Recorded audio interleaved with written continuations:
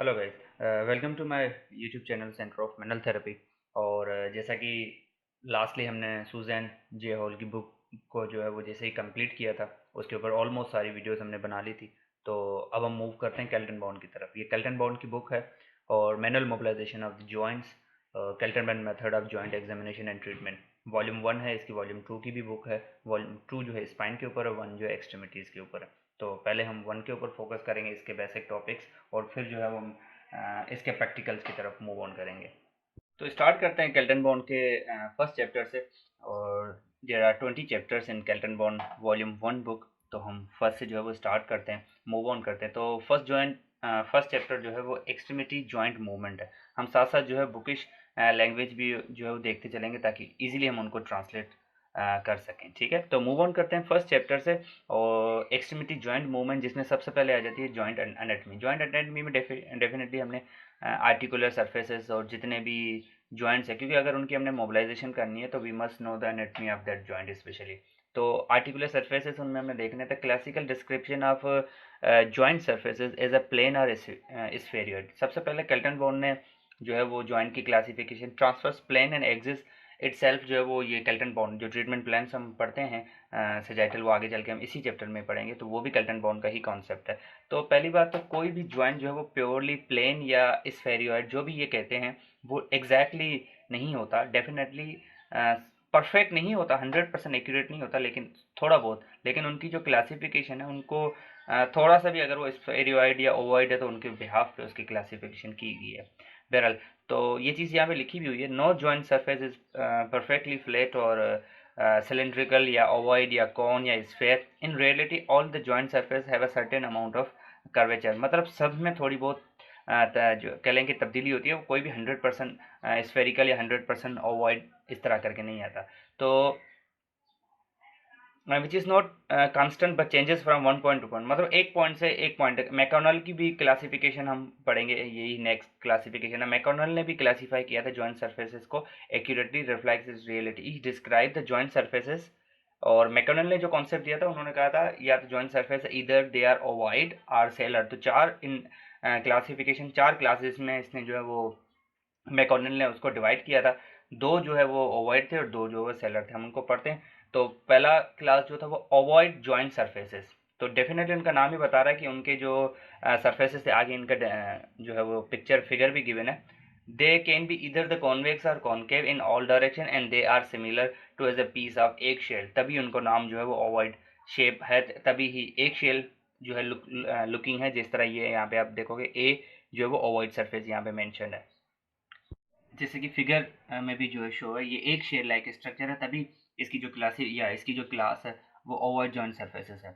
तो उसके बाद दूसरी थी सेलर और saddle surfaces. They are inversely curved. उनकी जो, मतलब कह लें कि एक, जिस तरह ए हमने देखा था एक शेल थी, ये उसका उलट बना लो। मतलब अगर एक कॉन्वेक्स है तो उसको रखने के लिए जो उसका उसका जो दूसरा कंपोनेंट होगा डेफिनेटली वो केविटी टाइप होगा। जिस तरह कॉन्वेक्स कॉन्केव होता है ना जॉइंट, उस तरह। तो ये एक शेल की केविटी, एक शेल को होल्ड करने की केविटी थी, इसीलिए इसका नाम जो है सेलर या सेडल सरफेस बन गया। तो यहाँ पे आप देख सकते हो बी जो है वो इस तरह उनकी केविटी बनी है ताकि इसमें जो एक शेल जो है वो फिट हो सके, ताकि ये जस्ट सरफेसेस के ब्याह पे इसने बस जो सरफेस दिखा उसके हिसाब से इनके जॉइंट की जो वो क्लासिफिकेशन कर दी गई थी। तो they are inversely curved with the convex and concave surf, they are situated at right angle to each other. ठीक है, उसके बाद ये क्लासिफिकेशन जो है वो मैकॉनल की थी। तो आगे की तरफ मूव करते हैं। उसके बाद नेक्स्ट टॉपिक है बोनी कनेक्शन। बोनी कनेक्शन, हम पहले उसकी डेफिनेशन देखते हैं। In most joint position the articular surfaces they are not fully congruent to each other. ये क्लोज पैक और ओपन पैक का पोजीशन है। अगेन मैं बताता चलूँ कि क्लोज पैक और ओपन पैक का कॉन्सेप्ट भी इसी में गिवन है। तो in most joint position the articular surfaces they are not fully congruent. Congruent से मुराद they are not closely attached to each other, they are not fully in contact to each other, there is somehow space. The incongruence of the joint surface is due to the difference in curvature। और ये यही चीज़ बता रहा है कि अगर वो fully congruent नहीं है, इट मीन वो कहीं ना कहीं से जो है वो आपस में डेफिसिट कर रहे हैं, आपस में स्पेस है उनके बीच में जो वो आपस में मिल नहीं पा रहे। और अगेन ये कॉन्सेप्ट किसका है? ये मैकॉनल का कॉन्सेप्ट है। ठीक है, तो उन्होंने बताया ये जो इनकॉन्ग्रुएंस है वो आपस में उनके कर्वेचर जो है वो, मतलब सरफेसेस ठीक से मिल नहीं पा रहे हैं। अगर कहीं से 70% मिल रहा है तो 30% कहीं से डेफिसिट आ रहा है।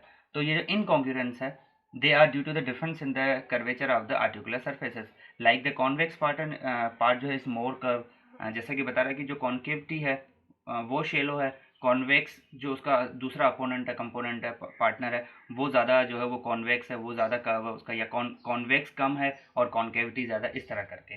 तो they having the small radius of curvature, यही पॉइंट जो वो करना चाह रहा है कि मतलब दोनों articular surfaces they are not fit, they are not made for each other basically. तो वो 100% एक दूसरे से जो वो मीट या फुली कॉन्टेक्ट में नहीं आ पा रहे, there is somehow incongruence. The joints have traditionally been classified by their morphology, and the mechanical characteristic. In more recent years, the McConnell developed a more useful classification. McConnell की एक दूसरी classification भी जो है with the passage of time जो है वो उनको भी हम स्टडी करते हैं। एक तो इनकी ये थी कि इसने बस ये डिवाइड कर लिया था कि ओवाइड और सेलर बिहाफ पे, उसके बाद भी इसने एक क्लासिफिकेशन दी थी। A conventional classification of joints, the bony connection, they are conventionally classified according to their morphology. पीछे जो था वो surfaces, articular surfaces के behalf पे था. The synovial joint, they are the further classified according to their mechanical characteristic. उनकी mechanical characteristic के behalf पे जो classification बनी उसका टेबल ये हम हर क्लासिफिकेशन को एक जो है वो वन बाय वन करके पढ़ेंगे, लेकिन एक टेबल फॉर्म में उसको देख लेते हैं। तो दो में डिवाइडेड किया गया था, डायआर्थरोसिस और सिन आर्थरोसिस में। डायआर्थरोसिस की फर्दर क्लासिफिकेशन है half joint and full joint, जिसको साइनोवियल जॉइंट भी कहा जाता है। फिर साइनोवियल जॉइंट की जो है वो फर्दर डायआर्थरोसिस एंड सिन आर्थरोसिस में सिंडेस्मोसिस, sin chondrosis and the sin osteosis, ये according to the structure they carry the fibrous tissue, they carry the chondrosis cartilage, इस तरह करके उनके according to the structure they are made up of, उनके behalf पे इनकी classification है। Diarthrosis is further divided into half joint and the full joint, also called synovial. Synovial further divided into the anatomical and mechanical. Anatomical further divided into the simple and the compound, having the one joint space, yeah, one capsule, having the more joint space and the capsule divided, they are compound. After that, mechanical is also divided into the simple and compound on the behalf of axis. If having a one axis, they are called simple. Having more than one axis or more than three axis, they are called compound. So this classification on the basis of joint space and the capsule. If having a pure capsule, they are simple. If having a capsule divided, they are compound. ठीक है, हम पढ़ेंगे इनको one by one करके। bony connection, they are the first classified as either their sin arthrosis था, वो जो अभी हमने पढ़ा था। अब जो sin arthrosis थे, they are named according to the type of the tissue, जैसे कि मैंने बताया कि जो उनको कनेक्ट करता है उनके बिहाफ पे उनका नाम जो है वो है। सिंड आर्थरोसिस में सिंड ऑस्मोसिस, तो उनका नाम ही बताता है, मतलब उनके बीच में क्या है, फाइबरस टिश्यू है, इसीलिए उसका नाम सिंड ऑस्मोसिस है। सिन कॉन्ड्रोसिस, जैसे कि मैंने बताया, कार्टिलेज है। ऑस्टियो मीन्स बोन, सिन ऑस्टियोसिस बोन, जिस तरह सूचर जॉइंट्स, इस तरह करके उनकी क्लासिफिकेशन के टाइप्स वगैरह दिए। अब हमारे दूसरी क्लासिफिकेशन डायआर्थरोसिस के, जो कि हाफ एंड फुल जॉइंट में डिवाइडेड है। They are classified as the synovial and the half joint. Diarthrosis, they are classified as the synovial joint and the half arthrosis joint. Less than 10 degree of freedom they are called, वो synovial joint जिसकी 10 degree of movement जो है उससे भी 10 degree से कम हो, तो they are called amphiarthrosis. ठीक है, उसको भी हम डिस्कस करेंगे। साइनोवियल जॉइंट जिनको फुल जॉइंट कहा जाता है, they are classified as the anatomical और मैकेनिकल, ऑलरेडी डिस्कस सिंपल और कंपाउंड, जिसकी एक classification on the basis of joint space, दूसरे की जो है on the basis of axis था। ठीक है, anatomically simple joint having the one joint space and the compound, जिसका सिंपल का इसकी और कैरेक्टरिस्टिक भी है कि इसका कैप्सूल जो है डिवाइडेड नहीं होता। और anatomical compound they having a more than one joint space या डिवाइडेड बाय द मेनिस्कस वगैरह। मैकेनिकली सिंपल में क्या होगा, एक एक्सिस होगा। ठीक है, एक एक्सिस होगा तो उसकी डिग्री ऑफ फ्रीडम भी एक होगी, उसका एक्सिस एक है तो उसका प्लेन भी एक होगा, उसकी डिग्री ऑफ फ्रीडम भी एक होगी, और जो कंपाउंड होंगे उनकी ज़्यादा होंगी। अब जिसका वन एक्सिस है, जिसमें एग्जाम्पल जो है हिंज जॉइंट है, ठीक है, या ट्रोकोइड पिवट जॉइंट है। टू एक्सिस में जो है सैडल जॉइंट है, सेलर जॉइंट है, जिसका एग्जांपल एलिप्सॉइड टाइप है। थ्री एक्सिस में जो है वो स्फेरियोइड है, बॉल एंड सॉकेट है, जिस तरह शोल्डर एंड हिप जॉइंट। मैकोनल की दूसरी क्लासिफिकेशन है जो हमने पीछे उसका सिर्फ जो है वो जिक्र किया था आगे। MacConaill describe the four structure classification of the synovial joint which are correlated with the types of the bone movement. अब जो पीछे हमने पढ़ी थी वो on the basis of surfaces थी जो सेलर एंड ओवॉइड थी। अब हम उस जो मैकॉनेल ने डिवाइड करा है साइनोवियल जॉइंट को with relation to the bone movement, कह लें कि osteokinematic movement and the degree of the freedom. Degree of freedom एक चीज़ का ख्याल है कि जिस जॉइंट का जितने एक्सिस होंगे उतनी उसकी डिग्री ऑफ फ्रीडम होगी। अगर जॉइंट ऑफ एक्सिस जो है किसी जॉइंट का एक है, यूनी एक्सल जो जॉइंट है, उसका डिग्री ऑफ फ्रीडम एक होगी, उसका प्लेन भी एक होगा। हिंज जॉइंट है उसकी, वो बाइएक्सियल जॉइंट है, तो उसके दो एक्सिस हैं, उसकी डिग्री ऑफ फ्रीडम दो होगी, ठीक है। और जितनी डिग्री ऑफ फ्रीडम होगी उसकी डबल जो है मूवमेंट्स होती हैं। तो उसने जो 4 क्लासेस दी थी उसको हम डिस्कस करते हैं। They are unmodified ovoid shape, ठीक है। The ball and circuit best example hip and shoulder.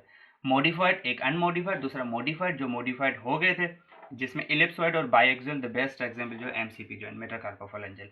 After that unmodified sellar, ये उसी की क्लासिफिकेशन ओवॉइड और सेलर, लेकिन कुछ मॉडिफाई हो गए कुछ नहीं हो गए, तो जो मॉडिफाइड हो गए उनका नाम मॉडिफाइड ओवॉइड है, और मॉडिफाइड सेलर है, जो नहीं हुए अनमोडिफाइड ओवॉइड है, अनमोडिफाइड सेलर है, ठीक है। तो अनमोडिफाइड सेलर भी है हमारे पास जिसमें बाइएक्सियल है, और जिसका best example thumb first carpo metacarpal. After that modified sellar है जो कि यूनी एक्सियल भी है और हिंज जॉइंट भी है, बेस्ट एग्जांपल फलेंजेस इंटरफलेंजियल जॉइंट्स, ठीक है। तो ये भी उसी की एक क्लासिफिकेशन, इसको भी थोड़ा सा आपने जो है वो उसकी क्लासिफिकेशन देख लेनी है। आगे की तरफ मूव करते हैं तो joint complex anatomical and physiological joints, ये भी 3 कॉन्सेप्ट जो है वो कर्टन बॉर्न, और बेसिकली ये जो जितने भी थॉट्स और जितने भी थ्योरीज हैं वो कलेक्टिवली कोई एक देता है तो उसको दूसरा अप्लाई, जैसे कॉन्वेक्स कॉन्केव रूल जो है वो मैकॉनेल ने दिया था और कैप्सुलर पैटर्न जेम्स सीरेक्स ने दिया, लेकिन उनको यूज जो है वो केल्टन बॉर्न ने किया था। केल्टन बॉर्न के बारे में बस इतना लोग कहते हैं, या ये मतलब जो पहला फादर ऑफ मैनुअल थेरेपी ना, जो मैनुअल थेरेपी का फर्स्ट कॉन्सेप्ट था वो केल्टन बॉर्न ने दिया था, तो he is the father of manual therapy. तो नेक्स्ट मूव करते हैं जॉइंट कॉम्प्लेक्स, आगे की तरफ मूव करते हैं joint complex anatomical and physiological joint. तीनों का थोड़ा सा हमें नोआ होना चाहिए। जॉइंट कॉम्प्लेक्स बेस्ट एग्जांपल जिस तरह नी है, बहरहाल हम थोड़ी सी इसकी थ्योरी देखते हैं। What is the anatomical joint? Anatomical joint consists of the two articular surfaces. Every joint is minimally formed by two bone, two joint articular surfaces. The joint partner which are called, जैसे कि यहाँ पे mention है 1 and 2 मिसाल के तौर पे, ठीक है। बाकी जो चीज़ अटैच करी है वो बात की बात है, लेकिन बोनी सरफेसेस एटलीस्ट मिनिमम कम से कम 2 दरकार हैं एक जॉइंट बनाने के लिए। तो उसके बाद उसको सराउंडिंग स्ट्रक्चर होंगी जिसमें लिगामेंट्स होंगे, टेंडन्स होंगे, जिस तरह ये अटैच कर रहा है। लिगामेंट जो है वो बोन टू बोन अटैच करता है, टेंडन जो है वो मसल टू बोन अटैच करता है with the surrounding joint capsule, capsule stability देता है और जो उनको अटैचमेंट प्रोवाइड करता है। लिगामेंट्स होंगे और intra articular surfaces. These structure they are classified as a inert and inert. Inert के बारे में एक चीज़, एक हर जॉइंट में जो जिसका भी सेगमेंट होगा उसमें 2 स्ट्रक्चर होती है, एक होती है इनर्ट, एक होती है कॉन्ट्रेक्टाइल। इनर्ट वो स्ट्रक्चर जो नॉन कॉन्ट्रेक्टाइल, नॉन कॉन्ट्रेक्टाइल में best example ligament joint and ये चीज़ें आ गई, जॉइंट कैप्सूल, लिगामेंट्स और जितने भी ये चीज़ें, ये टेंडन जो है और जो मस्कुलर स्ट्रक्चर है definitely they are the contractile structure. तो और ये जो कॉन्सेप्ट है ये सीरेक्स ने बेसिकली दिया था। उसके बाद जॉइंट कॉम्प्लेक्स है। जॉइंट कॉम्प्लेक्स डिस्क्राइब करता है एनाटॉमिकल जॉइंट को ही, प्लस में उसके अलावा जो भी उसके बराबर में सराउंडिंग स्ट्रक्चर आ जाती है, जिस तरह नी जॉइंट मिसाल के तौर पर नी जॉइंट कॉम्प्लेक्स जॉइंट कहा जाता है। लेकिन उसके अलावा अगर एक जॉइंट है एनाटॉमिकल जॉइंट वो है जिसमें सिर्फ 2 बोनी चीज़ें और जो मिलाने वाला लेगमेंट और जो अटैच करने वाला कैप्सूल, लेकिन उसके अलावा भी स्ट्रक्चर सॉफ्ट टिश्यू स्ट्रक्चर्स हमारे पास हैं। तो जॉइंट कैप्सूल डिस्क्राइब करता है एनाटॉमिकल जॉइंट बिल्कुल, plus all the surrounding soft tissue structure जिसमें मसल्स भी आ गए, जिसमें आपके connective tissues, nerves and blood and vessels and all. तो अगर एनाटॉमिकल जॉइंट की बात करो तो एनाटॉमिकल जॉइंट में सिर्फ 2 बोनी जो जॉइंट बनाते हैं, बोनी आर्टिकुलर सरफेसेस, और उसको मिलाने के लिए मैक्सिमम लिगामेंट कैप्सूल और ये, लेकिन उसके अलावा भी muscles, nerves, tendons, blood vessels, articular structure collectively anatomical joint plus all these structure, this is called joint capsule basically. So the neuromuscular tissue within the joint capsule including the muscle, tendon, already discussed tendon insertions and innervation, they are classified as a contractile, definitely because they having a uh, contractile ability, they having a muscle tension developing which is a classical characteristics of a muscle. इसके ऊपर bio mechanical properties of muscles के ऊपर भी मेरी अलग से video जो है वो बनी हुई है। In some countries the joint complex is also called physiological, बहरहाल इसको फिजियोलॉजिकल जॉइंट भी कुछ ममालिक में कहा जाता है। आगे की तरफ मूव करते हैं एनाटॉमिकल प्लेन एंड मूव करते हैं नेक्स्ट टॉपिक के ऊपर, और जिसमें एनाटॉमिकल प्लेन और एक्सिस हैं। जैसे कि मैंने बताया था कि जो प्लेन और ट्रीटमेंट प्लान है वो केल्टन बॉर्न का कॉन्सेप्ट था। तो body is traditionally divided into 3 anatomical plane, जिसको कार्डिनल प्लेन भी कहा जाता है, और जिसमें सेजाइटल है और ये सारे हम देखते हैं इनको ये करके। और दूसरा ये कि हर प्लेन का जो एक्सिस होगा, जो उसका एक्सिस होगा, वो हमेशा उसकी 90 एंगल परपेंडिकुलर होगा। ये भी मैं जो है इसमें मैं डिस्कस करूंगा। These plane of reference they are used for describing and measuring the anatomical bone movement. हालांकि इन प्लेन्स का बनाने का मकसद भी यही था कि हमें मूवमेंट्स को क्लासिफिकेशन करने में आसानी हो, हमें ये पता चले कि कौन सी मूवमेंट किस प्लेन में हो रही है। तो ये प्लेन्स का बेसिकली फ़ायदा। तो मीडियन प्लेन या सजेटल प्लेन जिसको कहा जाता है, जो कि बिल्कुल बॉडी को जो मिड से डिवाइड करता है राइट एंड लेफ्ट में, बिल्कुल बीचों बीच काटता है, तो राइट एंड लेफ्ट में बॉडी को जो डिवाइड करता है वो मीडियन प्लेन होता है। उसके जो इसका जो एक्सिस होगा उसको भी हम आगे देखते हैं, उसको कोरोनल एक्सिस कह सकते हैं, ठीक कहते हैं। Divide the body segmented into the right and left equal halves में डिवाइड करता है। The all planes parallel to this are the called sagittal plane. Definitely the plane dividing the extremities into right and left half they are called dorsoventral या dorsal palmar। या जिन भी चीज़ों को ये divide करता है बॉडी को या जितनी भी स्ट्रक्चर्स को, तो इसके बारे में बस इतना याद रखो, जो मीडियन प्लेन नाम ही बताया, मीडियन मतलब बीच, बीचों बीच, मिड। तो ये बॉडी को डिवाइड इक्वली हाफ में डिवाइड करता है राइट एंड लेफ्ट की तरफ, ठीक है। इसका एक्सिस हम पढ़ेंगे कोरोनल एक्सिस है, और इसकी जो मूवमेंट्स भी हम देखेंगे फ्लेक्शन एंड एक्सटेंशन है। बहरहाल नेक्स्ट प्लेन की तरफ मूव करते हैं, फ्रंटल प्लेन जिसको कोरोनल प्लेन कहा जाता है। जिस तरह वो राइट एंड लेफ्ट में डिवाइड करता है, ये एंटीरियर एंड पोस्टीरियर में डिवाइड करता है, डोर्सल एंड वेंट्रल में। It divide the body into anterior जिसको ventral and the posterior dorsal half. The plane dividing the extremities into anterior, इसको भी हम बाद में देखेंगे, इसका प्लेन एक्सिस भी हम देखेंगे, इसका जो सजाइटल एक्सिस है। तो सजाइटल प्लेन का एक्सिस फ्रंटल एक्सिस है, सजाइटल प्लेन का एक्सिस फ्रंटल एक्सिस है, और फ्रंटल प्लेन का axis sagittal axis, because they both are perpendicular. इसकी हम डायग्राम आगे चल के देखते हैं। और ट्रांसवर्स प्लेन जिसका एक्सिस जो वर्टिकल है, ये बॉडी को डिवाइड करता है अपर एंड लोअर में। जो बॉडी को बिल्कुल बीचों बीच काटो at the level of abdomen, तो वो बॉडी को बिल्कुल हाफ डिवाइड करता है, लेकिन ऊपर एंड नीचे बॉडी पार्ट्स में, ठीक है। तो एक डिवाइड करता है राइट एंड लेफ्ट में सजाइटल, दूसरा डिवाइड करता है एंटीरियर पोस्टीरियर में फ्रंटल, एंड तीसरा सुपीरियर एंड इंफीरियर में जो कि ट्रांसफर, और उसका एक्सिस जो है वो वर्टिकल एक्सिस है। अब ये आप चेक करें, तो यहाँ पे जो ये मेंशन है, ये वाला जो डायग्राम बिल्कुल राइट एंड लेफ्ट में डिवाइड कर रहा है, ठीक है।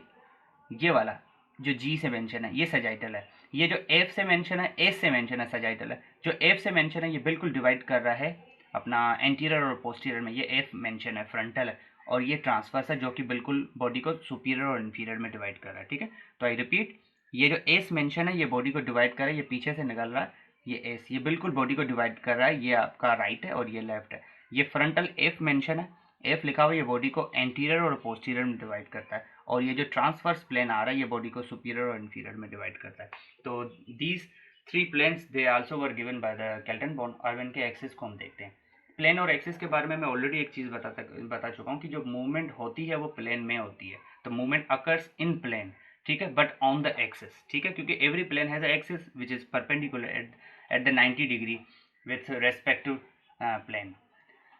The anatomical axis they are the intersection of the two anatomical plane. जैसे कि ऑलरेडी जहाँ पे दो प्लेन इंटरसेक्ट करते हैं वहाँ पे एक एक्सिस जो है वो बनता है। और द फ्रंटल एक्सिस जो है, फ्रंटल एक्सिस किस प्लेन का होगा, सजाइटल का, ठीक है। They lie at the intersection of the, बहरहाल इसमें ज़्यादा कंफ्यूज होने की ज़रूरत नहीं है, बस आप इतना याद रखें कि सजाइटल प्लेन का जो एक्सिस है वो फ्रंटल है, because they both are perpendicular to each other. अगर आप यहाँ पे आप चेक करें तो ये सजाइटल है और ये फ्रंटल की लाइन है, they both are at 90 degree. तो सजाइटल प्लेन का एक्सिस हुआ फ्रंटल एक्सिस, फ्रंटल प्लेन का एक्सिस हुआ सजाइटल एक्सिस, ठीक है। क्योंकि हर प्लेन जो उसका एक्सिस होगा वो हमेशा उसको 90 डिग्री पे होगा। अब ये सजाइटल एक्सिस है तो ये किस प्लेन पे होगा, ये किसका एक्सिस है, ये फ्रंटल प्लेन का एक्सिस है, ठीक है। और लॉन्गिट्यूडनल का कौन सा है, वर्टिकल एक्सिस।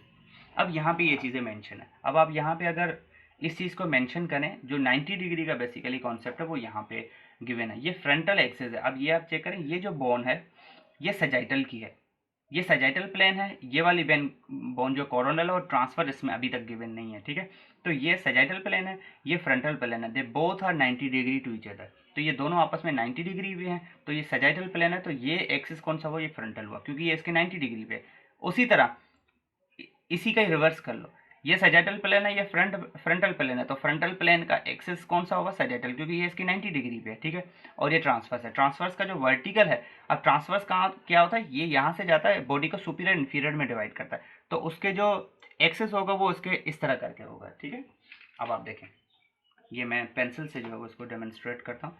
अब ये फ्रंटल प्लेन है, ठीक है, ये फ्रंटल प्लेन है, तो उसका जो एक्सेस हुआ वो ये हुआ, ये 90 डिग्री की एंगल है, ठीक है। तो ये फ्रंटल प्लेन है, इसका एक्सेस सैजिटल हुआ, ठीक है। उसी तरह ये सैजिटल प्लेन है, तो इसका एक्सेस हुआ ये फ्रंटल है, ठीक है। अब देखें ये फ्रंटल एक्सेस है, तो ये किसका हुआ, सैजिटल प्लेन का। सैजिटल प्लेन का ना कौन सा, ये, तो इसके 90 डिग्री पे कौन सा हुआ, ये फ्रंटल एक्सेस।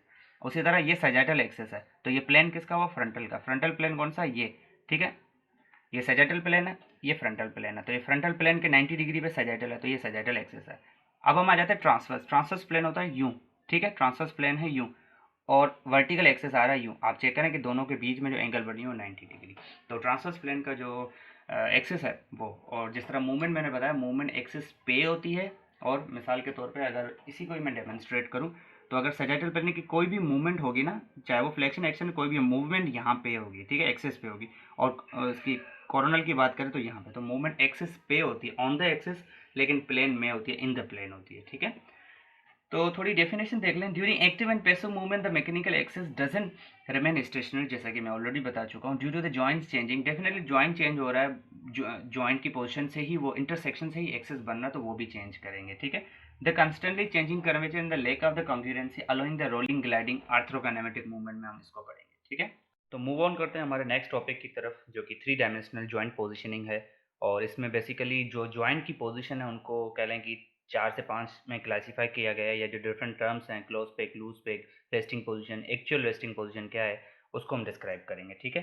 तो मूव ऑन करते हैं जॉइंट पोजीशन की तरफ। The effectiveness of joint evolution and the mobilization treatment can be enhanced by placing the joint specifically in one और टू मोर 3 प्लेन्स और पोजीशन। इसके बारे में ये चीज़ भी है कि जॉइंट की पोजीशन का बेनिफिट जो है उसको हम आगे डिस्कस करेंगे, लेकिन थोड़ा सा बताता चलूँ कि जैसे मोबिलाइजेशन है वो क्लोज पेक पोजीशन में नहीं दी जाती। उसके लिए जॉइंट, किसी भी जॉइंट पे जब आप उसको मोबिलाइज करते हो, स्पेशली केल्टन बॉन्ड की जो मोबिलाइजेशन टेक्निक है, उसको आपने लूज पेक या रेस्ट पोजीशन में रखना होता है। इस तरह करके पोजीशन बड़ी मैटर करती है। और दूसरा, इन पोजीशन से हमें ये पता चलता है कि कौन सा जीरो पॉइंट है। वेल, मूव ऑन करते हैं। तो फर्स्ट पोजीशन है हमारी जीरो पोजीशन। जीरो पोजीशन नाम ही बताता है कि जब हम किसी को मेजर करेंगे, जिस तरह एल्बो की फ्लेक्शन है, हमें पता है कि एल्बो की फ्लेक्शन जितनी भी है 150 या 130 से ऑनवर्ड जितनी भी है, मिसाल के तौर पे hypermobility what ever the normal. लेकिन जब हम एक्सटेंशन कहेंगे तो जो हम परफॉर्म करते हैं वो रिवर्स ऑफ फ्लेक्शन है, ना कि एक्सटेंशन है। एक्सटेंशन जीरो काउंट होती है। तो एल्बो की फ्लेक्शन जब हम 130 से प्लस तक लेके जाते हैं तो काउंट तो जीरो से ही करेंगे ना। तो ये केल्टन बॉन्ड ने कॉन्सेप्ट दिया था कि आप अगर किसी भी जॉइंट की रेंज को मेजर करते हैं तो सबसे पहले उसको जीरो पे रखो। तो उसकी थोड़ी सी डिस्क्रिप्शन देखते हैं।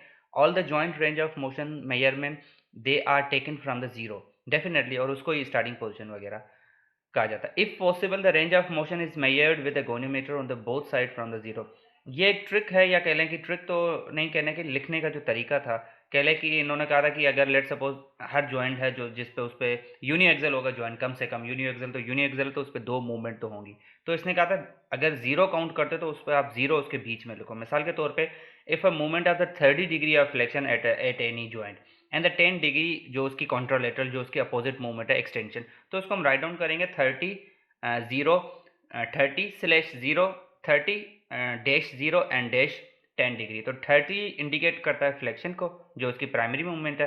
फिर 0, क्योंकि 0 से ही काउंट हुआ है, 0 is the starting position, 0 position, और 10 इज द एक्सटेंशन। और अगर यहाँ पे 20 डिग्री 10 डिग्री लिमिटेशन है किसमें, फ्लेक्शन में, तो हम उसको राइट डाउन करेंगे जैसे कि यहाँ पे मेंशन है। तो हम उसको राइट डाउन कुछ इस तरह से करेंगे 30-10-0। तो 30 इंडिकेट करता है फ्लेक्शन को, -10 इंडिकेट करता है उसकी लिमिटेशन को, और 0 पोजीशन को। वेल, तो नेक्स्ट पोजीशन पे मूव करते हैं, रेस्टिंग पोजीशन। जैसे कि नाम ही बताता है कि जॉइंट जो है रेस्टिंग पोजीशन में हो, जिसको लूज पेक पोजीशन भी कहा जाता है। तो उस पोजीशन में क्या होता है कि जो दो आर्टिकुलेटिंग सर्फेसेस हैं जो मिलके जॉइंट बनाते हैं, वो इतने कॉन्ग्रुएंट नहीं होते, इतने कांटेक्ट में नहीं होते, उनके बीच में एक स्पेस भी होता है, दे आर रिलैक्स। तो उनके सराउंडिंग जो स्ट्रक्चर्स हैं, मसल्स और लिगामेंट, वो उतनी टेंशन में नहीं होते, वो भी रिलैक्स होते हैं, इसीलिए उसको लूज पेक पोजीशन कहा जाता है। एंड पोजीशन का फायदा ये है कि इसमें मोबिलाइजेशन, आप केल्टन बॉन्ड की मोबिलाइजेशन, कोई भी मोबिलाइजेशन टेक्निक इसमें अप्लाई कर सकते हो। तो ये वो पोजीशन है जिसमें अगर डिस्क्रिप्शन देखें, where the structure they are the most lax, lax मतलब रिलैक्स, ठीक है, जैसे यहाँ पे मेंशन है, they are allowing for the greater joint of the greatest range of the joint play वही जो हमने orthokinematic accessory movements with many joint condition. This position is also position of the comfort. Definitely resting position है, तो joint के लिए ये most comfort है या ईजिंग पोजीशन या पोस्चर है, ठीक है। And the more relaxation and the least muscle tension. Definitely अगर जॉइंट्स जो है वो रिलैक्स है, जॉइंट अगर रेस्टिंग पोजिशन में, तो उसके जो सराउंडिंग मसल्स और ligament they are relax, they are less in tension. हालांकि मसल कभी भी जीरो टेंशन में नहीं होता, there is also a partial state of contraction जिसको हम टोन कहते हैं, ठीक है। अब जो रेस्टिंग पोजिशन है उसका हमें क्या फ़ायदा है, हमें उससे क्या फ़ायदा मिलता है, तो the resting position is useful for the evaluating the joint. पहले हमें उसकी एंड फील पता चल सकती है, उसकी एसेसरी मूवमेंट्स हम उसकी पता लगा सकते हैं, हम उनको डायग्नोस्टिक मैनिपुलेशंस, ट्रीटिंग सिम्टम, जैसे कि मैंने बताया कि इसमें स्लैग के साथ आप उसको जो है केल्टन बॉन्ड की mobilization grade 1 and 2 traction mobilization दे सकते हो, और हाइपोमोबिलिटी को अगर आप ट्रीट कर रहे हो तो ग्रेड 2 रिलैक्सेशन मोबिलाइजेशन और ग्रेड 3 स्ट्रेच मोबिलाइजेशन, ये केल्टन बॉन्ड की टेक्निक्स में हम पढ़ेंगे। तो to find the resting position, the position the joint and approximate resting position recording in the record वगैरह उसका मतलब देखा जाता है। जैसे resting position for the hip is approximately 30 degree of flexion, 30 degree of abduction and slightly external rotation. ये इसकी resting position है। जब जो हिप जॉइंट है 30 डिग्री ऑफ फ्लेक्शन में होगा, 30 डिग्री ऑफ एबडक्शन में होगा और स्लाइट लेटरली रोटेटेड होगा, तो ये उसकी रेस्टिंग पोजीशन है, ठीक है। और इसी में ही हम, जैसे कि मैंने बताया कि ट्रैक्शन और जॉइंट प्ले ग्लाइडिंग वगैरह अप्लाई कर सकते हैं, ठीक है। आफ्टर दैट रेस्टिंग के बाद एक्चुअल रेस्टिंग पोजीशन है हमारे पास, एक रेस्टिंग है, एक्चुअल जो रेस्टिंग पोजीशन है, पहले उसकी डिस्क्रिप्शन देख लेते हैं। Actual resting position is useful in special circumstances where it is impossible. हालांकि जो कह लें कि नेचुरली ये इट डजेंट एग्जिस्ट या इम्प्रैक्टिकल कह लें, लेकिन अगर वर्ड है तो उसको, for example in the presence of intra और एक्स्ट्रा आर्टिकुलर पैथोलॉजी, मतलब ये नॉर्मली नहीं पाई जाती, लेकिन in case of any pathology और ट्रामा, तो in this case the joint is positioned where the therapist notice that the least soft tissue tension and where the patient report least discomfort. This momentary or actual resting position is then used for the initial evaluation and treatment. जो resting position के बाद, मतलब resting position में ये था ना कि muscles और लिगामेंट जो है लीस्ट टेंशन में हो, लीस्ट मतलब ज़्यादातर वो रेस्ट में हो।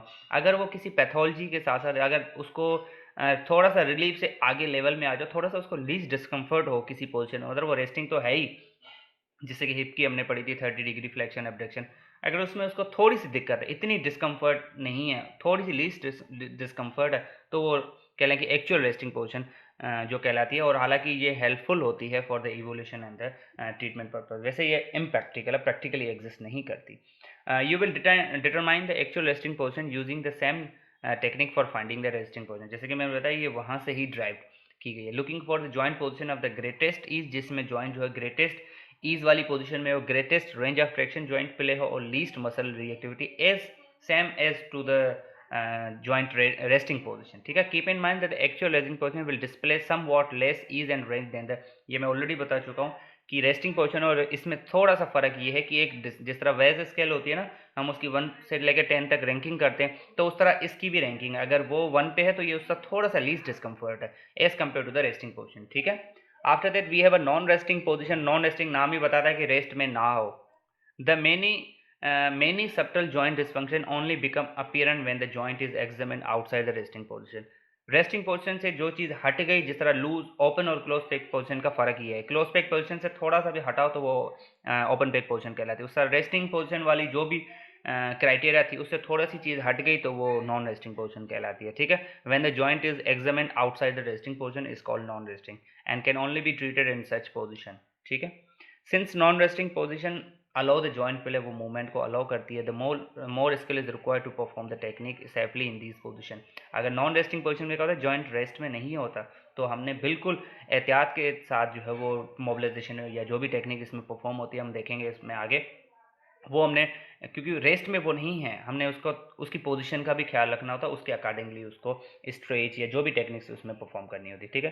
Finally is the close pack position. Close pack position already discuss, जिसमें आर्टिकुलेटिंग सर्फेसेस जो है वो बिल्कुल कॉन्ग्रुएंट होते हैं, एक दूसरे के साथ बिल्कुल कॉन्टैक्ट में होते हैं, उनके जो muscle surrounding structures and ligament वो बिल्कुल टेंस होते हैं, टाइट होते हैं, टेंशन में होते हैं, क्योंकि उन्होंने ही संभाला होता है बेसिकली। तो थोड़ी सी डेफिनेशन देख लेते हैं। The joint capsule and ligament they are the tight maximally tense, there is a maximal contact between जो भी दो उसके आर्टिकुलेटिंग सर्फेसेस हैं, कॉन्वेक्स है कॉन्केव है। फॉर एग्जांपल शोल्डर की अगर बात करो तो शोल्डर की जो क्लोज पेक पोजीशन है वो एक्सटेंशन, अगर ग्लिनोह्यूमरल की अगर परफेक्टली बात करो तो एक्सटर्नल रोटेशन है, और एबडक्शन 90 डिग्री और एक्सटेंशन ग्लिनोह्यूमरल की। लेकिन अगर शोल्डर की बात करो तो maximum extension and external rotation. तो इसमें आर्टिकुलेटिंग सरफेस ग्लाइडिंग जो है वो मोबिलाइजेशन बिल्कुल लीस्ट जो इसमें परफॉर्म होती है, इसमें इतनी नहीं परफॉर्म कर सकते। तो articulating surface gliding is maximally reduce and only the slight separation जो डिस्कस्ड है। वाइल ये लाइन पढ़ने जैसी है, joint play testing and mobilization is difficult to perform at or near the close pack position. ठीक है, ये यहाँ पे मेंशन है। अब ये इसके दो आर्टिकुलेटिंग सरफेस हैं, एक ये है, एक ये कॉन्वेक्स है, ये कॉन्केव है। इस पे देखें तो there is no such space और they both are in contact, तो this is the close pack position और यहाँ पे स्पेस है, यहाँ पे फर्दर मूवमेंट पॉसिबल है, ग्लाइडिंग जो भी हो, आर्थ्रोकाइनेमेटिक है, जो भी जॉइंट प्ले मूवमेंट हो, तो इसमें मोबिलाइजेशन दे सकते हैं, इसमें मजीद मोबिलाइजेशन नहीं दे सकते। तो this is different between the तो ये हमारा क्लोज पैक पोजीशन और जितनी भी 5 पोजीशन थी, zero, starting, non resting, resting and actual resting and finally is the close pack position. ठीक है, मूव करते हैं अपने हमारे नेक्स्ट टॉपिक की तरफ। तो मूव करते हैं हमारे नेक्स्ट टॉपिक की तरफ जो कि बोन एंड जॉइंट मूवमेंट है। ये अगेन वही कॉन्सेप्ट है, ऑस्टोकाइनेमेटिक एंड ऑर्थ्रोकाइनेमेटिक। बोन की मूवमेंट ऑस्टोकाइनेमेटिक, जॉइंट मतलब जॉइंट जो बना रहे हैं, तो आर्टिकुलेटिंग सर्फेसिस की मूवमेंट मतलब ऑर्थ्रोकाइनेमेटिक। अगेन थोड़ी सी डिस्क्रिप्शन जो है वो देख लेते हैं। The bone movements produce the associated joint movement. The relationship between a bone movement, which is called osteokinetic, and associated joint movement called orthokinetic, they form the basis for any OMT, orthopedic manual therapy, evaluation and treatment. अब मैं already ऑस्ट्रोकाइनेमेटिक और ऑर्थ्रोकाइनेमेटिक के ऊपर video बना चुका हूँ, जिसमें मैं ये मेंशन कर चुका हूँ, अगर हमें ऑस्ट्रोकाइनेमेटिक और ऑर्थ्रो का पता है तो ही हमें कॉन्वेक्स कॉन्केव रूल का पता होगा और उसके बिहाफ पे हम उसकी असेसमेंट और मैनुअल थेरेपी हम कर सकते हैं। ठीक है, तो they are the two types of the bone movement, the rotation and the translation, translatory movement and the rotation and the curvilinear. ठीक है, ये अगेन बेसिक है बिल्कुल। The rotation of the bone produce the joint movement, roll gliding जो कि आर्थ्रोकाइनेमेटिक है, and the translation of the ball result in the linear joint play. Definitely translation linear movement और rotation जो है वो curvilinear है। बोन मूवमेंट में रोटेटरिक angular जो मूवमेंट्स है, रोल ग्लाइडिंग जिसमें स्टैंडर्ड है, जिसमें एनाटमिकल और यूनी एक्सियल में होती है, और जो कंबाइंड है वो मल्टी एक्सियल में होती है। जो रोटेटरिक मूवमेंट है, लेट सपोज यूनी एक्सियल की बात करो तो जो एल्बो जॉइंट के बाद जो रेडियो अल्नर जॉइंट्स है, प्रोक्सिमल एंड डिस्टल जो जॉइंट्स है, उस पर प्रोनेशन सुपिनेशन होती है, they are the uni axial. While if you talk about the combined जिसमें मल्टी एक्सियल में hip and shoulder is there. Translatory की अगर बात करो तो उसमें भी लीनियर मूवमेंट्स है, लॉन्गिट्यूडिनल बोन सेपरेशन है। बोन सेपरेशन, जब दो आर्टिकुलेट सरफेस एक दूसरे से जो है वो अलग होंगे तो वो ट्रैक्शन कहलाएगी, जब करीब आएंगे एक दूसरे के तो वो कंप्रेशन। अगर ये लॉन्गिट्यूडिनल बोन की बात करो, अगर वो लॉन्गिट्यूडिनल बोन जो है ट्रीटमेंट प्लेन से अवे जाती है तो वो ट्रैक्शन, अगर अप्रोक्सीमेट करीब आती है तो वो कंप्रेशन कहलाती है। और जब transverse bone movement transverse plane की बात करो parallel to the treatment plane तो वो ग्लाइडिंग कहलाती है। ये अकॉर्डिंग टू द प्लेन है। Rotation of the bone is their active movement, they occur around an axis and therefore from a mechanical viewpoint they are considered as the rotation. Rotation जितनी भी हैं, pronation, supination है, all the bone rotation they can be produced passively as there are two types of the bone rotation. जैसे कि already discuss की standard जो है वो यूनिएक्सियल जॉइंट में होती है, जो कि प्योर कार्डिनल स्विंग है एज कॉन्सेप्ट ऑफ द मैकॉनल, और कंबाइन जो है मल्टी एक्सियल जॉइंट्स में होती है, जिसको इम्प्योर एक्यूरेट स्विंग कहा जाता है। मूव करते हैं हमारे नेक्स्ट टॉपिक की तरफ। हमारा नेक्स्ट टॉपिक है standard bone movements. Standard bone movement, they are the bone rotations actually, they are occurring around an axis just like uni axial in one plane. Standard movement is called the anatomical movement when the movement axis and the movement plane they are anatomical. Standard movement को anatomical movement तब कहा जाएगा जब वो follow करेंगे anatomical plane को, मतलब वो एक प्लेन में हो रहा है और जो उसके एक्सिस और प्लेन है they both are perpendicular to each other, तो उसको हम एनाटॉमिकल कहेंगे, otherwise it's standard. Anatomical bone movement, they are beginning from the zero position, as we already discussed zero position. They are useful for describing and measuring. Definitely अगर किसी का हमें zero पता है तो ही हम उस मूवमेंट को measure कर सकते हैं। They provide a standard method for communicating, examining, finding and can be recorded for the documentation purpose. And anatomical movement of the bone is the three-dimensional cardinal plane, जो कि केल्टन बॉन ने already discuss, उसको हम आगे नीचे भी mention करते हैं। अब जैसे कि हम प्लान्स ऑलरेडी पढ़ चुके हैं कि हर प्लान की अपनी अपनी मूवमेंट्स है, जिस तरह फ्लेक्शन किसकी मूवमेंट है, फ्लेक्शन एंड एक्सटेंशन, सेजेटल प्लेन या मीडियन प्लेन की मूवमेंट है, एबडक्शन एडक्शन कोरोनल की, तो उसका थोड़ा सा ओवरव्यू है। सेजेटल प्लेन की जो मूवमेंट है, the flexion from the zero, the movement occur with the help of flexion muscle and begin from zero position. ये बिल्कुल बेसिक है, बिल्कुल basic. Extension to zero, movement occur with the help of the extension muscle from a flex position, तभी extension को reverse of flexion कहा जाता है। Move करते हैं सेजेटल प्लेन मूवमेंट। जिस तरह हम प्लेन की मूवमेंट जो है पढ़ रहे थे, तो सेजेटल प्लेन की मूवमेंट हमें पता है कि फ्लेक्शन, एक्सटेंशन वगैरह, तो उसका थोड़ा सा ओवरव्यू है। जिस तरह जीरो का कॉन्सेप्ट जो केल्टन बॉन्ड ने दिया था कि जीरो, आप डेफिनेटली अगर हमारे पास जीरो पता होगा तो ही हम किसी रेंज को या किसी मूवमेंट की जो रेंज है उसको मेजर कर सकते हैं। तो flexion from zero the movement occur with the help of the flexor muscle, definitely primer mover जो भी होंगे फ्लेक्सर्स के, किसी भी जॉइंट के फ्लेक्सर्स जब वो मूव करेंगे तो वो जीरो से ऑनवर्ड हम उसको काउंट करेंगे starting from the zero position. Extension to zero, extension is basically a reverse of flexion, ठीक है। तो movement occur with the help of the extensor muscle definitely, and the from the flex position back to the zero position is extension considered, ठीक है। और उसी के हवाले से आगे इस तरह करके ही चीज़ें मेंशन है। तो फ्लेक्शन सजेटल प्लेन की जो मूवमेंट है वो फ्लेक्शन एक्सटेंशन, जो नेक की फ्लेक्शन एक्सटेंशन है, जितनी भी फ्लेक्शन एक्सटेंशन जो सजेटल प्लेन की, वो सजेटल प्लेन में ही काउंट होंगी। और वो एक्सेस कौन सा होगा, कीप इन माइंड, वो एक्सेस जो वो फ्रंटल एक्सेस होगा, कोरोनल एक्सेस होगा, ठीक है। और पैर एंकल की अगर बात करो तो पामर एंड डोर्सिफ्लेक्शन, और पामर एंड डोर्सिफ्लेक्शन जो होती हैं they are also in the sagittal plane movements, ठीक है। Plantar and dorsiflexion and palmar and dorsiflexion in hand. तो ये बेसिक कॉन्सेप्ट है as already discussed. After that we have a frontal plane movement. Frontal plane movement right, जो अपना neck की जो left and right side bending है, और जो बेस्ट शोल्डर पे जो एबडक्शन एंड एडक्शन जो है अवे फ्रॉम द बॉडी, ठीक है। और इसका एक्सिस कौन सा होगा, सजेटल। तो abduction and adduction occurs in frontal plane on sagittal axis, keep in mind, ठीक है। तो right and left side bending जो ट्रंक की है, नेक की है, वो कोरोनल प्लेन की मूवमेंट है, और शोल्डर पे जो एबडक्शन एडक्शन होती है, ठीक है। आफ्टर दैट ट्रांसवर्स प्लेन के लिए best is option is the अपना रोटेशन। जितनी भी रोटेशन मूवमेंट है आपकी, pronation supination is also somehow rotation, तो ये ट्रांसवर्स प्लेन की ही मूवमेंट है। तो movement of the bone around its longitudinal axis, तो वो वर्टिकल एक्सिस, और वर्टिकल एक्सिस किसका है, ट्रांसवर्स प्लेन का है, ठीक है। टोरियन है, टोरियन मूवमेंट इज आल्सो है।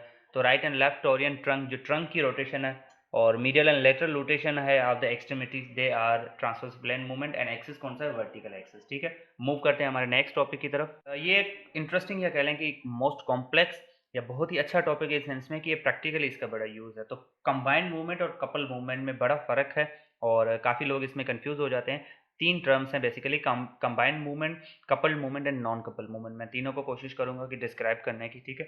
तो कंबाइंड मूवमेंट नाम ही बताता है कि कॉम्बिनेशन ऑफ द मूवमेंट। तो हम थोड़ी सी इसकी डिस्क्रिप्शन देख लेते हैं। The bone move that occur simultaneously around more than one axis.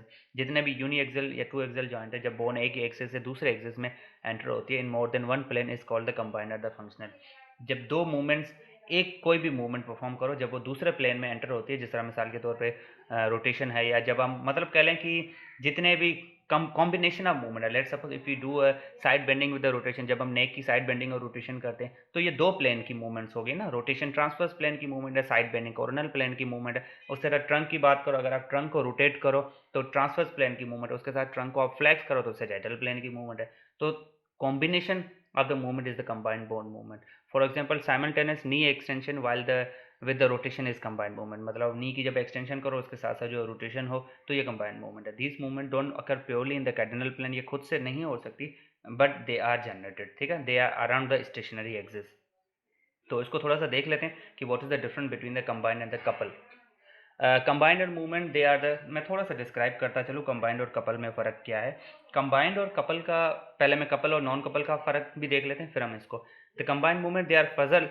जो कपल मूवमेंट और कंबाइंड में एक सिमिलरिटी ये है कि जो दे आर कपल मूवमेंट, दोनों में एक सिमिलरिटी ये है कि दोनों के लिए एक से ज़ाहिद मूवमेंट जो है दरकार होती है, इसीलिए उनको कपल कहा जाए। कपल भी मतलब जोड़ा, पेयर, पेयर की फॉर्म है, तो more than one couple is also not possible in a single movement. तो कंबाइंड मूवमेंट ही फर्दर डिवाइडेड है। Keep in mind there is मतलब there is a concept that the combined couple and non couple are three different, but the couple and non couple they are the derivative of the combined movement. तो combined movement they are further divided, या कह लें कि classified as the couple and the non couple movement according to the degree and the nature of movement. मैं थोड़ा सा clear करता चलूँ what is the difference between the couple and non couple. Couple ये है कि couple is also a combined movement, combination of the movement.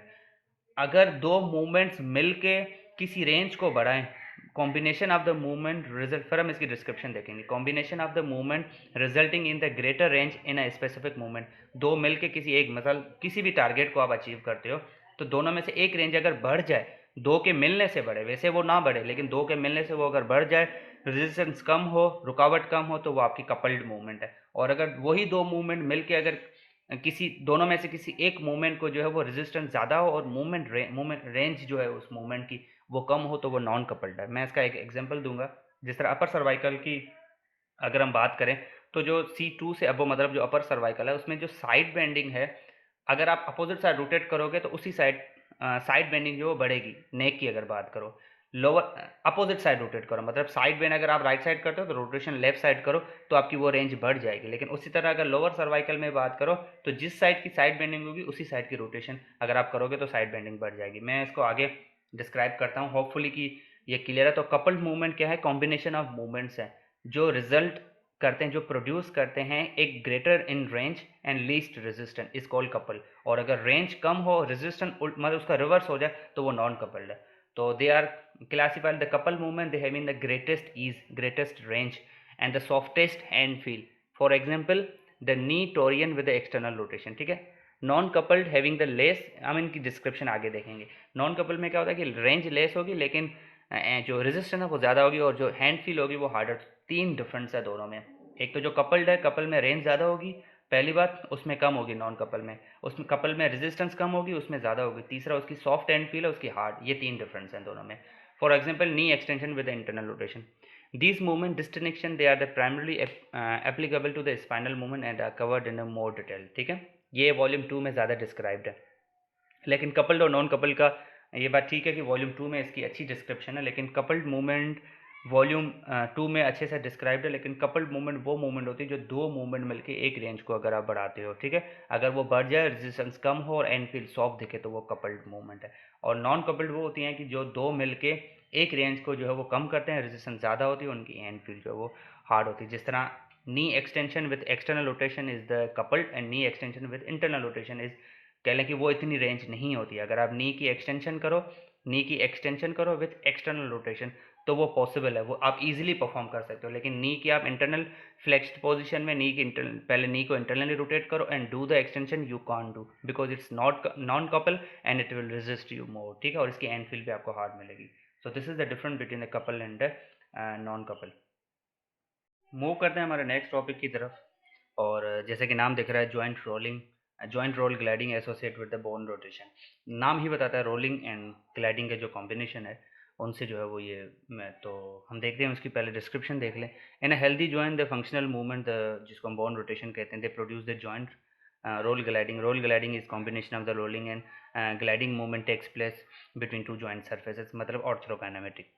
Relatively, the more gliding is present when joint surfaces they are the more congruent. Congruent मतलब they are more in contact with each other, flat or curved, and more rolling अगर when the joint surfaces they are the less congruent, ठीक है। तो rolling तब होगी जब joint के जो दोनों surfaces हैं they are the less congruent, और ज़्यादा congruent होंगे तो gliding होगी, ठीक है। तो what is the rolling और what is the gliding, दोनों का थोड़ा सा देख लेते हैं। Rolling occurs when a new equidistant point on the one joint surfaces come in contact with a new equidistant point on the another joint surface. Rolling तब होगी जब एक चीज़ के, मिसाल के तौर पे अगर किसी सरफेस के ऊपर आप डॉट डॉट डॉट लगा के उसकी पॉइंटिंग करते हो तो वो रोल तब होगा जब वो एक सरफेस की जो पॉइंट होगी वो दूसरे के न्यू पॉइंट पे जाएगी, लेकिन वो दोनों तीनों चारों जितने भी हैं वो इक्वी डिस्टेंस पे होंगे। मिसाल के तौर पे जैसे कि यहाँ पे एग्जांपल है, रोल यहाँ पे रोलिंग कर रहा है कॉन्वेक्स, यहाँ पे रोल कर रहा है दोनों ही रोलिंग के ही एग्जाम्पल, कॉन्केव सरफेस, यहाँ पे कॉन्वेक्स सरफेस। आप इस डॉट को अगर आप देखें, ये 0 पॉइंट है, ठीक है, जहाँ से ये स्टार्ट हुआ है। अब यहाँ पे अगर आप चेक करें इसको, थोड़ा सा आप देखें, ये कॉन्केव सरफेस की डॉट है, ये कॉन्केव सरफेस की डॉट है, ठीक है। दोनों के पास पॉइंट मेंशन है और उसके बराबर में ही, मतलब इधर ही उसके लिए न्यू पॉइंट्स है।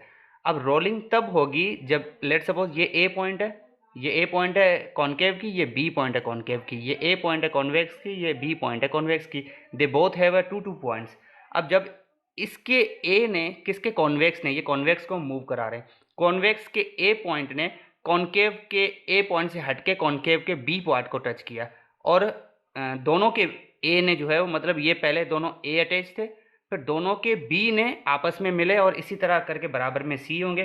तो दोनों के ही जो न्यू पॉइंट है, यहाँ पे ए था पहले, ठीक है, ये ए है, ये भी ए है, ये बी है, ये बी है, तो एक से ए टच में थी। जब रोलिंग हुई तो इस कॉन्केव के बी ने, कॉन्वेक्स के बी ने कॉन्केव के बी को टच करा, ठीक है। इस तरह रोलिंग आगे बढ़ेगी तो कॉन्वेक्स का सी होगा वो कॉन्केव के सी को, तो दोनों के न्यू पॉइंट्स आपस में मिलते जा रहे हैं, दे आर इक्वल डिस्टेंस, मतलब जो तीसरा पॉइंट होगा वो भी इक्वल डिस्टेंस पे होगा। उसी तरह अब हम कॉन्केव को मूव कराते हैं कॉन्वेक्स के ऊपर, तो ये कॉन्केव का ए है, ये कॉन्वेक्स का ए है, ठीक है, ये कॉन्केव का बी है, ये कॉन्वेक्स का बी है। तो पहले दोनों आपस में मिले हुए हैं, जब कॉन्वेक्स हुआ यहाँ पे ये दोनों, ये ए है, ये बी है, ठीक है। जब कॉन्केव ने इसके ऊपर मूव करा तो कॉन्केव के न्यू पॉइंट ने कॉन्वेक्स के न्यू पॉइंट को टच किया। This is the rolling basically. तो रोलिंग में क्या होता है कि न्यू पॉइंट एक सरफेस के ए सरफेस के न्यू पॉइंट बी सरफेस के न्यू पॉइंट को जो है टच करे तो रोलिंग कहलाती है, लेकिन this point must be equal distance, एक ही डिस्टेंस पे हो, ठीक है। After that the rolling, the direction of the rolling of the joint roll gliding is always in the direction, जिस डायरेक्शन में मूवमेंट होगी रोलिंग उस तरफ। अब इसका ये बता रहा है कि मूवमेंट लेफ्ट साइड हो रही है और उसका राइट साइड, इस तरह करके, ठीक है। Joint gliding is referred as joint sliding also. अब हम आ जाते हैं ग्लाइडिंग। ग्लाइडिंग ये होती है कि जब same point on a one joint surface, मतलब a surface comes in contact with a new point. अब यहाँ पे ग्लाइडिंग तब होगी जब जो ए होगा वो दूसरे सरफेस, जब एक सरफेस का एक पॉइंट दूसरे सरफेस के नए पॉइंट को छुएगा। रोलिंग में ऐसा नहीं था। रोलिंग में एक सरफेस का जो पॉइंट है, ए पॉइंट है, वो बी सरफेस के बी पॉइंट ए पॉइंट को छुएगा, ठीक है। अब हम आ जाते हैं ग्लाइडिंग के ऊपर। ग्लाइडिंग में क्या होता है कि जैसे कि हमने रोलिंग में क्या किया था कि जो ए पॉइंट होगी नंबर वन, वो दूसरे सरफेस के नंबर वन को छुएगी, और जैसे ही वो रोलिंग होगी तो बी बी को छुएगी, सी सी को, डी डी को, मतलब हर नवी पॉइंट एक सरफेस के दूसरे सरफेस के नवी पॉइंट को छूता जा रहा है, लेकिन सेम टू सेम, ठीक है, इक्वल डिस्टेंस। ग्लाइडिंग में ऐसा नहीं है। ग्लाइडिंग में जो ए है, एक पॉइंट, एक सरफेस का एक पॉइंट है, वही रहेगा। जब ग्लाइड करेगा वो, जब स्लाइड करेगा उसके ऊपर, इसीलिए इसको ज्वाइंट स्लाइड कहा जाता है। जब वो स्लाइड करेगा दूसरे का पॉइंट चेंज होगा लेकिन खुद का चेंज नहीं होगा। तो थोड़ी सी डिस्क्रिप्शन देख लेते हैं। It occurs when the same point on the one joint surface come in the contact with the new point on the another surface. तो एक पॉइंट जो है, ए पॉइंट एक सरफेस की, वो खुद की चेंज नहीं करेगा, दूसरे की जो चेंज, तभी उसको ग्लाइड कहा जाता है, ठीक है। तो pure gliding is only movement possible between the flat और congruent when the surfaces are congruent, since there are no completely curved congruent are entirely parallel. और डायरेक्शन ऑफ जो ग्लाइडिंग है, आप जॉइंट रोल ग्लाइडिंग है, associate with the particular bone rotation, वो associated थी with bone movement या bone rotation, depend on the whether a convex और concave articular surfaces gliding are moving. If ये purely indicate करता है, जैसे जो ग्लाइडिंग है, जैसे कि मैंने बताया, उसकी बेस्ट डिस्क्रिप्शन जो है वो कॉन्वेक्स कॉन्केव रूल। हालांकि कॉन्वेक्स कॉन्केव रूल जो वो ग्लाइडिंग के ऊपर ही रिलाई करता है, उसके डायरेक्शन के ऊपर। तो मैंने जिस तरह रोलिंग में क्या होता है कि एक पॉइंट दूसरे सरफेस के उसी पॉइंट को छू रही होती है, ग्लाइडिंग में ऐसा नहीं है। ग्लाइडिंग की एक ही पॉइंट दूसरे सरफेस के न्यू पॉइंट को छू रही होती है। सर रोलिंग में ए को छू रहा था, बी बी को, इसमें ऐसा नहीं है। इसमें ए को छुएगा, जब ग्लाइड करेगा तो वही ए बी को छुएगा, वही ए सी को छुएगा, वही ए डी, लेकिन अपोजिट सरफेस वाले को, ठीक है। तो इस पे जो ग्लाइडिंग है, ग्लाइडिंग में डिपेंड करता है कि सरफेस कौन सा मूव कर रहा है, जैसे कि हमने रोलिंग में देखा था। लेकिन रोलिंग में तो कोई रोला नहीं था क्योंकि उसमें न्यू पॉइंट न्यू को छू रही थी। इसमें जब एक ही पॉइंट है तो डिपेंड करता है सरफेस कौन सा मूव कर रहा है। अगर कॉन्वेक्स सरफेस मूव कर रहा है तो ग्लाइडिंग का जो डायरेक्शन होगा वो अपोजिट होगा, और कॉन्केव कर रहा है जिसके लिए बेस्ट कॉन्वेक्स कॉन्केव रूल जो है, मैंने उसके ऊपर अलग से वीडियो बनाई हुई है। तो थोड़ी सी डिस्क्रिप्शन देख लेते हैं। अगर if a concave surface move the joint gliding and bone movement they are in the same direction, तो जिस डायरेक्शन में बोन मूव करेगी ग्लाइड भी उसी डायरेक्शन में होगी, जैसे कि एरो शो कर रहा है। अब ये लेट सपोज नी है, नी की एक्सटेंशन परफॉर्म अगर हो रही है, लेट सपोज, ठीक है, दिस इज नॉट अ नी, लेकिन मैं बता रहा हूँ। तो ये जो एरो शो कर रहा है, this single arrow is showing the gliding and this double arrow is showing the movement of the bone, तो the both are the in the same direction. लेकिन जब कॉन्वेक्स सरफेस मूव करेगा, अब आप check करें, the convex surface moving, the small arrow is showing, this is best example of the shoulder. तो ये scapula का ग्लिनोइड है, तो ये ह्यूमरल हेड है, तो ये ग्लाइडिंग डाउनवर्ड हो रही है लेकिन bone is moving, this is the abduction basically. तो एबडक्शन में क्या होता है, जो बोन की मूवमेंट होगी वो अपवर्ड होगी, लेकिन जो ग्लाइडिंग होगी वो डाउनवर्ड होगी। तो डिपेंड करता है सरफेस कौन सा मूव कर रहा है। अगर कॉन्वेक्स सरफेस मूव कर रहा है तो ग्लाइडिंग का जो डायरेक्शन वो बोन मूवमेंट के अपोजिट होगा, लेकिन कॉन्केव सरफेस मूव कर रहा है तो दोनों का डायरेक्शन जो है वो सेम होगा, और जैसे कि आपको डायग्राम में दिख रहा है, ठीक है। Abnormal roll gliding is also there with the normal restriction, जब हाइपोमोबिलिटी हो जाती है due to many several reason, the normal joint gliding is often disturb, तो वो एबनॉर्मल कहलाएगी। तो usually the restricted movement is associated with an impaired gliding component, कोई भी हो सकती है, sedentary lifestyle हो गया, whatever the pathology is, the highly concurrent joint whether the flat are curve, they are highly more relatively more affected by the impaired gliding, ठीक है। और OMT का जो गोल है वो again to restore the gliding component definitely, क्योंकि मैं already बता चुका हूँ, तो जेम्स सीरेक्स ने जब कॉन्वेक्स कॉन्केव रूल का दिया था फॉर द असेसमेंट पर्पस, लेकिन केल्टन बॉन्ड था जिसने उस रूल को जो वो प्रैक्टिकली अप्लाई किया। तो Kelton bond convex concave rule के फार्मूले को मोबिलाइजेशन के तौर पर लेता है मैनुअल थेरेपी ट्रीटमेंट पर्पज से, ठीक है। Joint rolling movement in absence of the gliding can produce a damage concentration of the forces in a joint on the same side. बस ये डिस्क्रिप्शन है, इसको थोड़ा सा हम पढ़ लेते हैं. On the same side toward the bone is moving, the joint surfaces tend to compress वगैरह. Avoid rotational technique for the joint treatment. The following example illustrate how the damaging compression forces may be. ये बस बता रहा है कि अगर abnormal जो है वो रोलिंग ग्लाइडिंग हो जाती है, मतलब, और ये रोल जो है वो शॉर्ट और लॉन्ग लीवर का कॉन्सेप्ट भी केल्टन बोन ने दिया था, तो इसकी थोड़ा सा हम देख लें. तो joint compression they can result from forced passive bone rotation. मिसाल के तौर पे अब ये मूवमेंट कौन सी हो रही है, रोलिंग हो रही है, लेकिन अगर फोर्स्ड या इसकी कैपेसिटी से हट के अगर इसके ऊपर फोर्स लगता है तो definitely it will cause the compression. तो this is the joint compression that result from the forced passive bone rotation stretching through a long lever, and this is the joint compression that can result from a forced bone rotation stretching through a short lever. ये long liver का concept है, ये short liver का. ये concept भी जो है वो मैकॉर्नल और केल्टन बोन ने दिया हुआ था. If you use a rotational technique for other purpose like the oscillation or soft tissue stretch, be sure that the simultaneous joint gliding component. Again ये वही बात है कि जॉइंट रोलिंग जो ग्लाइडिंग का कॉन्सेप्ट आप लोगों को mobilization manual therapy treatment purpose से पता होना चाहिए कि कौन सा जॉइंट जो किस एंगल में ग्लाइड कर रहा है, ताकि आपको उस पता हो और आपने उसकी बियरेबिलिटी के हिसाब से उसको स्ट्रेच देना होता है. लेट सपोज शोल्डर की अगर मोबिलाइजेशन टेक्निक है तो वो अमूमन रेस्टिंग पोजीशन में परफॉर्म करी जाती है, लेकिन अगर आप उसको क्लोज पैक पोजीशन में परफॉर्म करते हो तो आप उसको मजीद जो है वो डैमेज की तरफ लेके जा रहे हो. ठीक है, तो these symptoms can be produced after that. Remember that the joint rolling movement in the absence of the gliding can produce a damaging. जैसे कि मैं ऑलरेडी बता चुका हूँ, in the absence of gliding मतलब अगर किसी की आर्थ्रोकाइनेमेटिक मूवमेंट रिस्ट्रिक्टेड है due to the immobility, fracture हो गया उसको कुछ माह के लिए जो है वो बेड रिडन हो गया, तो उसकी हाइपोमोबिलिटी, आर्थ्रोकाइनेमेटिक मूवमेंट रुक गई मिसाल के तौर पे, उसके बावजूद भी अगर आप उसको रोलिंग परफॉर्म कराते हो तो आप खुद उसका जो है वो डैमेज कॉज करा सकते हो, because there is no gliding, so there wouldn't be full range achieved at that joint whatever the joint is. ठीक है. After that we have a translation of bone.